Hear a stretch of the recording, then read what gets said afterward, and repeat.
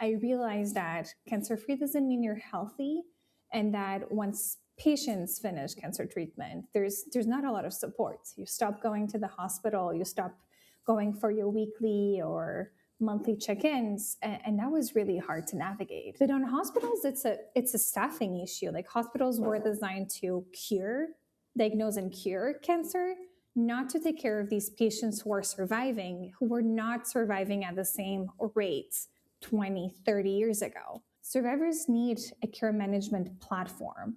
Patients have higher risks, they're symptomatic, they have psychosocial needs that hospitals at the moment cannot support with because they don't have the staff, they don't have the infrastructure, or even the knowledge per se to be able to do that. Like, survivorship requires specific experience and expertise. And so by partnering with us, we help hospitals that have these accreditations that require survivorship basically comply with them in a really cost-efficient way. This is Genetics for Healthcare, a podcast for patients.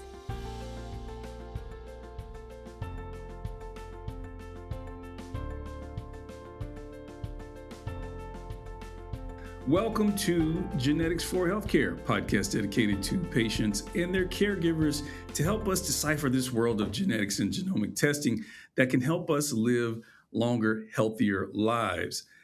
You can catch us at geneticsforhealthcare.com. From there, you can go to any of our social media platforms.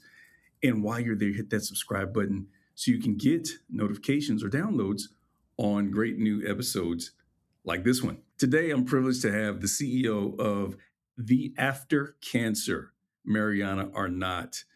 Thank you for being a guest on Genetics for Healthcare. Hi, Rome. It's an honor to be here today and talk about, genetics and survivorship, I guess. Well, yes. And on that note, we met at the Health Las Vegas, which is it's got to be the biggest conference in the world about healthcare innovations. And typically when I come across experts in the space or those who have created resources to help cancer patients, they have a medical background or something in that. But I didn't see that with you. Your background is in business, correct? Yeah, that's correct. My background is actually in product. So I used to work for big companies building digital products. I did this in different industries, from automotive to luxury and manufacturing. But my co-founder is an MD. So what inspired you to start this business, the After Cancer? What problems existed that you guys saw that you said, hey, this needs a solution? What's your connection to it? So for me, it was a really personal drive. Again, I used to work in tech, building tech platforms to solve business problems. And I was facing a personal problem. So I have a family history of cancer. I've had a lot of people in my family getting a cancer diagnosis, talking about genetics. It's actually non-genetic, or at least is a gene that hasn't been found yet. But I saw people in my grandparents' generation, my parents' generation, and now in my generation getting a cancer diagnosis. And I became really interested in survivorship. Going through cancer treatment is hard, but there's a lot of support. And I realized that cancer-free doesn't mean you're healthy, and that once patients finish cancer treatment, there's not a lot of support. You stop going to the hospital, you stop going for your weekly or monthly check-ins, and that was really hard to navigate. And so I became obsessed with survivorship. My co-founder, who's an MD, her name is Dr. Chase Billy Dorden. She also has a very personal link to cancer. She was a family practitioner who had breast cancer. And then she did a fellowship training in integrative medicine and became specialized in integrative oncology and survivorship. So she has built 2 survivorship programs in 2 different hospitals.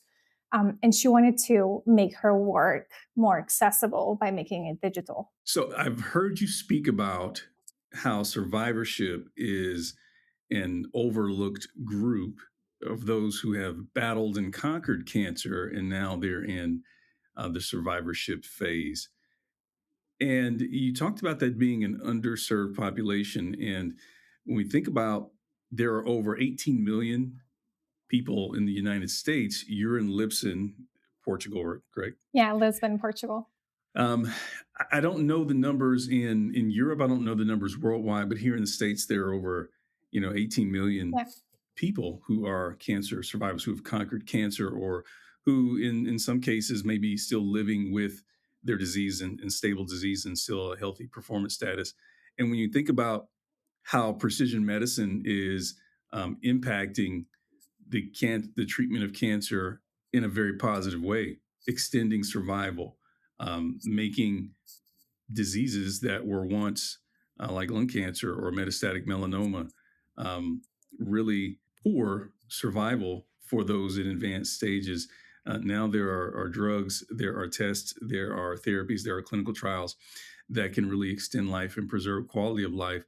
And when we think about how this is going to affect the number of survivors to grow up to 22 million by 2035, how in the world can we service, from a healthcare perspective, all of these people who have a history with cancer and who really need care along their life continuum? What's the concern? Let me maybe detail a little bit more the problem that you touched there, which is we are better at diagnosing and we're better at treating cancer. And when you think about how healthcare systems operate in hospitals, like they're really good at, again, diagnosing cancer, and they're really good at treating cancer, and then bye bye, see you in 6 months for your scan, which is really hard on patients. But on hospitals, it's a staffing issue. Like, hospitals were designed to diagnose and cure cancer, not to take care of these patients who are surviving, who were not surviving at the same rates 20, 30 years ago. And so that created this boom of survivors. And it's an issue that hospitals have in terms of staffing. Like, their staff is there to dedicate to spend time curing cancer, not treating people who survived cancer. And when you think about different diseases, I think there's a good parallel here. Like, we've done a lot in medicine to support the rehab of folks who had a stroke, or to do better care management of folks with diabetes. And I think that's where survivorship is going to evolve too. Survivors need a care management platform. Patients have higher risks, they're symptomatic, they have psychosocial needs that hospitals at the moment cannot support with because they don't have the staff, they don't have the infrastructure, or even the knowledge per se, to be able to do that. And so what survivors need is a platform that helps them with those needs that hospitals cannot meet.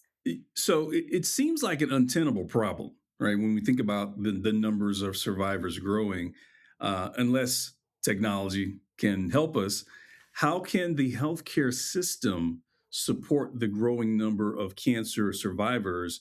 And I know you guys are driving towards that, but aside from technology, what's needed, or are they one and the same? I think technology will be a big driver for this problem, but not the only driver. I think there's a need of more education, like staff, clinical teams, oncologists, nurses. They need to learn more about survivorship, because what we're hearing from patients is that they feel abandoned by their care team. Mm. And I've heard oncologists saying, like, I hate that my patients feel that they're getting abandoned.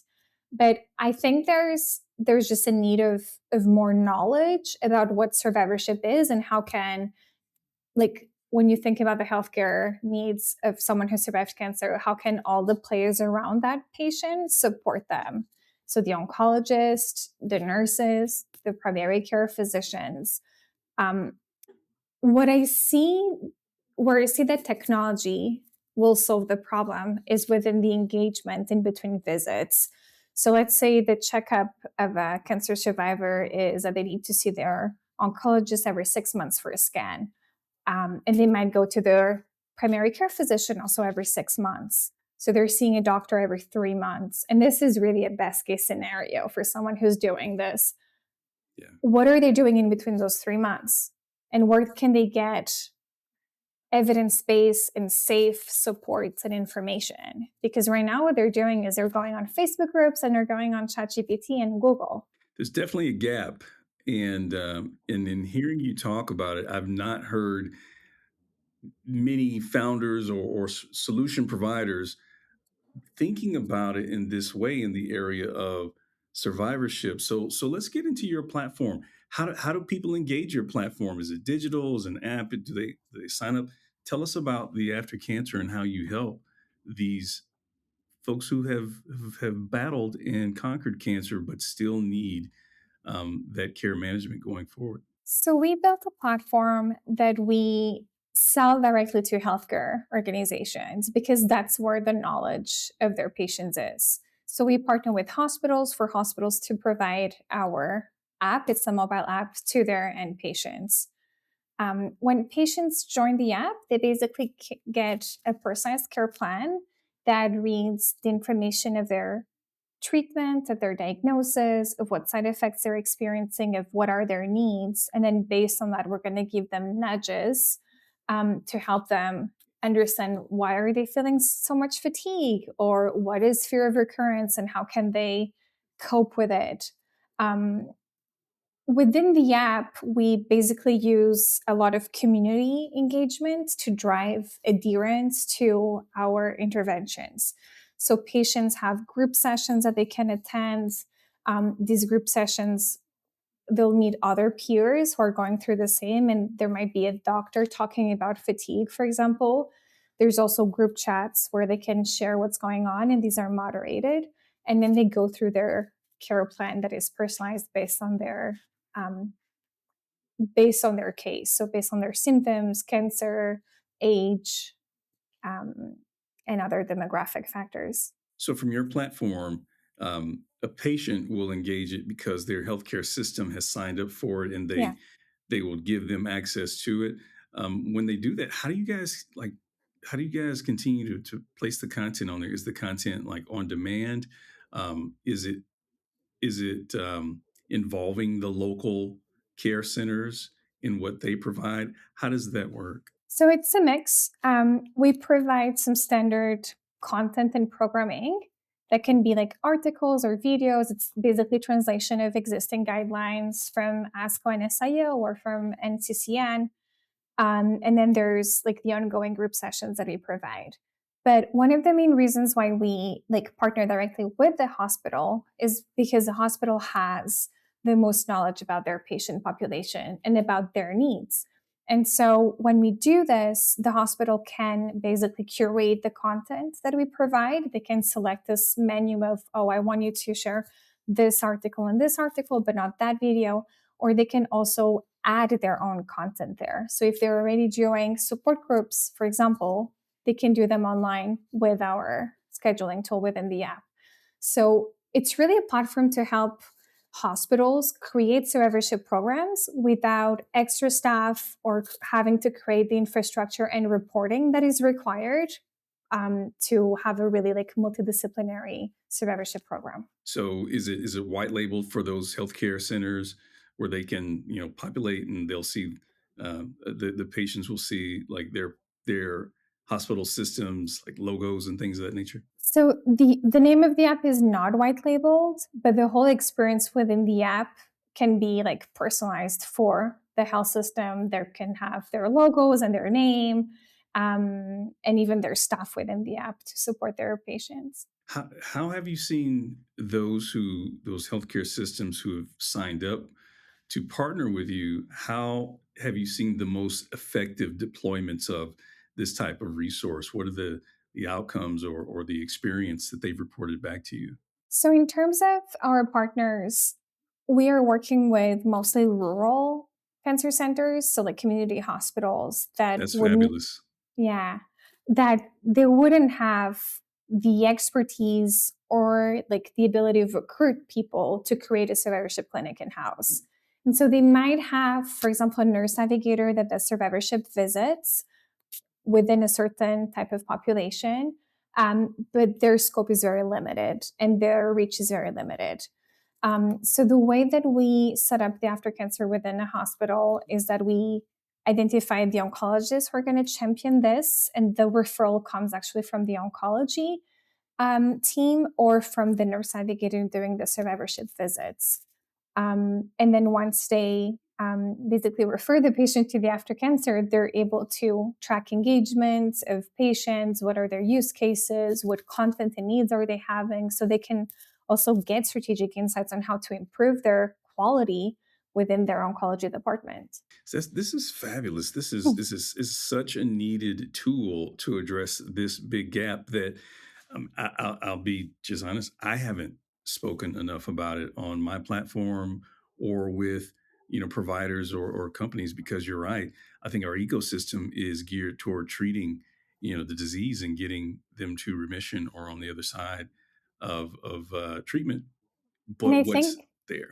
sorry to cut you there, It's I okay. think there's one big issue with survivorship, which is there's not enough data to show how big is the problem.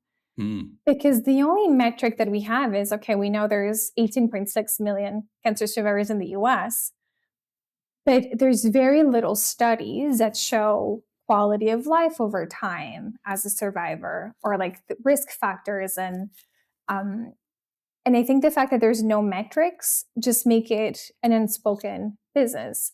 There's no CPT codes for survivorship. So how do we know demands and usage of survivorship? We don't know.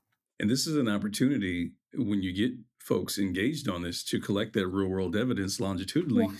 to bridge that gap of Yeah, evidence as to what the best practices are in that phase of life. Wow. absolutely.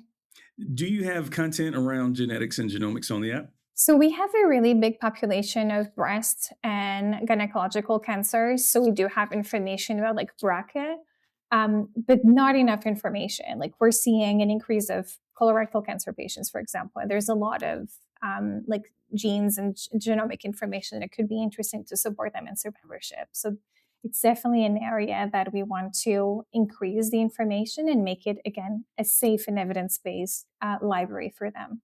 So your target, your buyer is obviously the healthcare systems. How do you find them? Because we have like healthcare industry folks who are both on the provider side and the industry side who listen to this podcast. How do you find your targets? How do they opt in? How do they you set up a partnership with them? So we find them at events like health, for example, or we find them by doing outreach in certain geographic areas of the United States, um, of being a voice within survivorship. So those providers who are already interested in survivorship, they'll find us if they do research online or if they're part of survivorship communities. And then how to set up a partnership? It's easy. It's I think the number one goal for us when we start talking with a health system is to understand what are their needs, like what are they currently doing, and what are their challenges and struggles, and how can we help them um, solve them, and how can we help them like bridge that gap. It's really important to find champions like oncologists who are going to be a champion of the after cancer and like refer to patients. And something else that we are very keen on setting up early on is like success metrics. So why are they working with us, and like what do they want to achieve? Is it because they need better reporting for grants or for accreditations, for example? There's a lot of accreditations who are starting to require more and more survivorship services that becomes really hard for, in particular, community hospitals to comply with.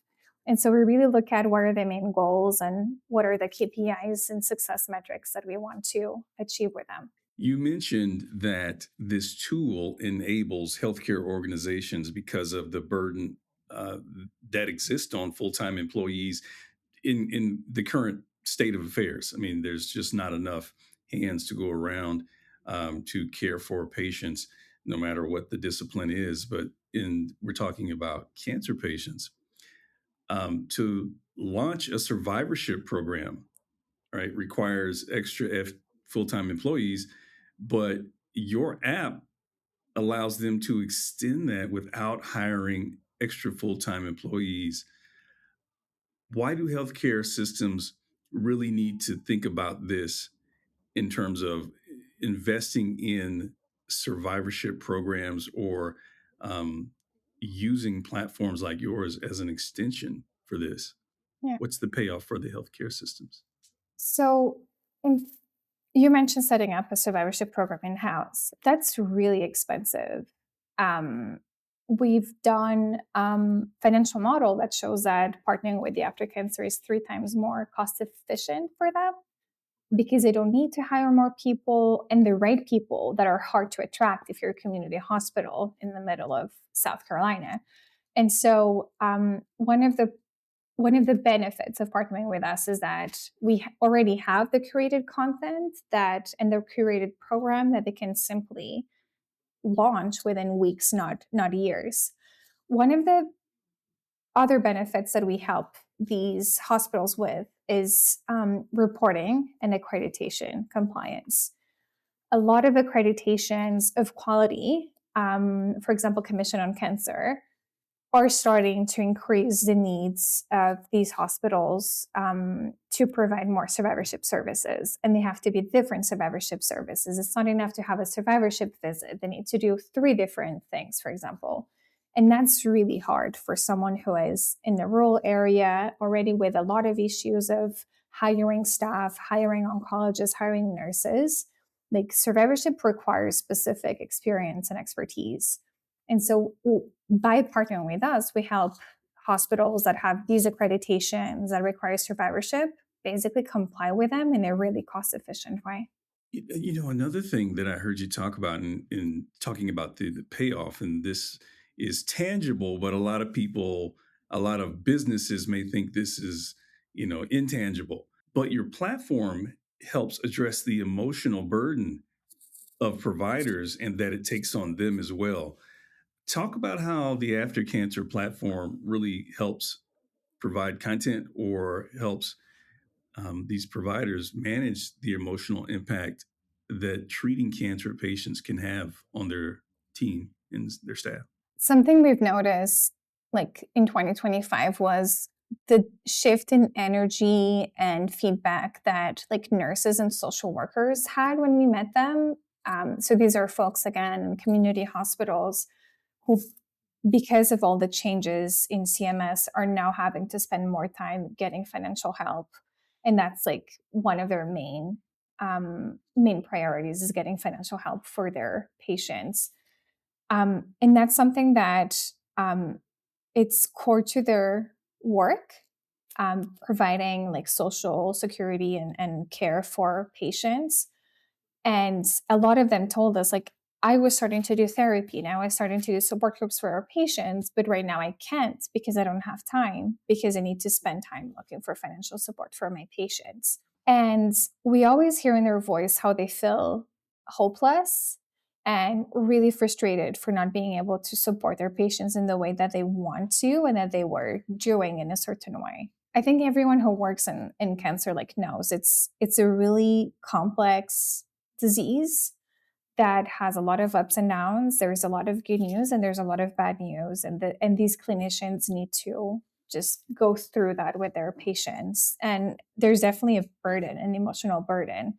And a lot of times, cancer patients have needs, psychosocial needs, that providers are not trained to support them. Fear of recurrence, anxiety, depression, and others. And so we really want to be the safe space for patients to get support in those areas where we complement the work that providers are doing without interfering in the medical space, because we don't provide medical care, we don't provide clinical care.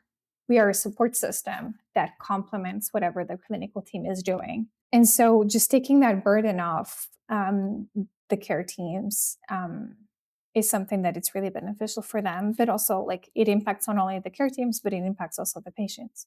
How old is the platform and your growth? Obviously, this is a big gap that's being addressed in a way that not many other programs or platforms are doing. How mature is the platform? What does the future growth of the platform look like? And how can we help you here at Genetics for Healthcare, those who may be listening, who might be in an influential position? How can we help you grow? So our business is 2 years and a half. We actually launched this platform in the summer, and that's where we're seeing a lot of growth with this app and the created platform for healthcare systems. So really excited about 2026 in terms of the year of growth, where we are going to be working with more and more partners and expand our geographic reach within the US. How can people help us? Well, if you work in a healthcare system and you're looking at options for survivorship, like I would love to talk to you.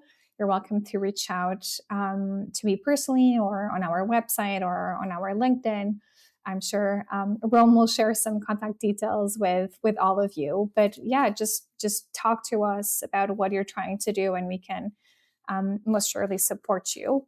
Something else, Rome, we are very keen in bridging this education gap because there is a gap in awareness of survivorship from clinicians too.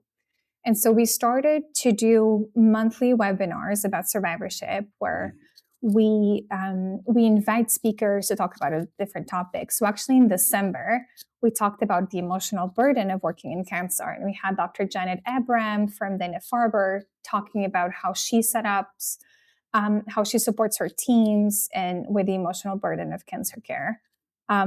And I think it would be interesting to collaborate in doing something about genes and genomics. So and just share more information about survivorship with the broader audience. Well, I appreciate just how you've attacked the problem and the thought that has gone into developing this platform that serves cancer treating clinicians, but also the ultimate beneficiary are those who have battled and conquered cancer, who really need that long term care and support in their healthcare journey.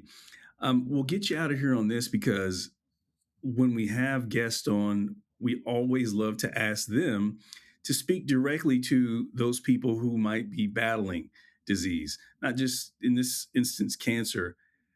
But what are three practical tips for anyone who's looking to optimize their healthcare journey after a cancer diagnosis? Can they access your app on their own? But that's a question that I've got. But what are three practical tips that you would offer those folks who are out there that are looking to be engaged and looking for tools, tips, or strategies to optimize their healthcare for the long term? I'm actually going to summarize in two practical tips, if that's okay. Absolutely. We talk a lot about control. Cancer takes control out of our lives. And something that we work a lot with our patients is you need to learn as you're going through cancer treatment and survivorship, what are the things that you can control and what are the things that you cannot control. And the things that you cannot control, for example, the fact that you need to go to treatment or at what time is your appointment or waiting for a scan or a result, those things are stressor factors and you need to learn how to let them go. And then focus on the small things that you can control. So things that you can control in your cancer journey is what are you eating or how are you feeling? Are you spending time with your loved ones? Are you moving your body? And step by step, creating habits and practices around the things that you can control so that you feel more in control in a certain way. I repeat it a lot of times, control, but it's something that we see patients struggling. And it's something that we really like working with our patients on factors that you cannot control and you have to let go. And those that you can control, you start building practices within your life. Well, your mission to help empower patients to live healthier, longer lives is aligned with our mission, which is to provide the language and help those who are battling cancer, who have conquered cancer in this instance, develop the language and the confidence to continue to have these conversations with their family members and their care providers to get the tools and the health care that they need and to become more effective advocates for themselves. Mariana Arnaut, CEO of the After Cancer. Please check it out. The After Cancer is .com or .org, by the way. .com. Theaftercancer.com. You can go to the episode page at geneticsforhealthcare.com, and you can find the contact links that we talked about in this podcast about the After Cancer. Also, check them out on LinkedIn. They have a LinkedIn platform where you can find the past webinars and invitations to that. I would urge you to follow them so you can be in the loop of that great information that they give out routinely. Fun fact, you're in Lisbon, Portugal.